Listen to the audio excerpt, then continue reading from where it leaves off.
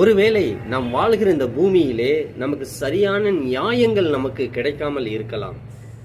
ஆனால் ஒரு காரியத்திலே தேவன் சொல்றாரு, நான் உங்களுக்கு திடமான ஒரு சாட்சியாய் நான் நிற்பேன், தீவிரமான சாட்சியாய் நான் ஒரு நாள் உங்களுக்காக நான் நிற்பேன், நான் சரியான நியாய தீர்ப்பு உங்களுக்கு நான் செய்கிறவராக நான் இருப்பேன் என்று தேவன் சொல்லுகிறார். மல்கியா 3வது அதிகாரம் 5வது வசனத்திலே நாம் வாசிக்கிறோம். சூனியக்காரனுக்கும் விபச்சாரக்காரனுக்கும் ஏழைகளுடைய திக்கற்ற பிள்ளைகளுடைய விதவைகளுடைய கூலியை அபகரித்து கொண்டவனுக்கும் பரதேசிக்கு அநியாயம் செய்தவனுக்கும் நானே தீவிரமான சாட்சியாய் நிற்பேன் என்று ஆண்டவராகிய கர்த்தர் சொல்லுகிறார். நான் கர்த்தர், நான் மாறாதவர் என்று அவர் சொல்லுகிறார்.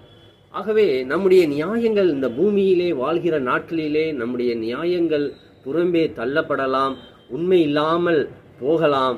ஆனால் நமக்கு உண்மையாய் நீதி செய்கிற ஒரு ராஜாதி ராஜாவாய், கர்த்தாதி கர்த்தராய், தேவாதி தேவனாய் அவர் நமக்கு வந்து நிச்சயமாகவே தீவிரமான சாட்சியாய் நமக்கு நின்று நமக்கு செய்யப்பட்ட எல்லா அநியாயமான காரியத்துக்கும் அவர் நியாயம் செய்கிற தேவனாக இருக்கிறார். அவர் மாறாதவர், அவர் கர்த்தர்.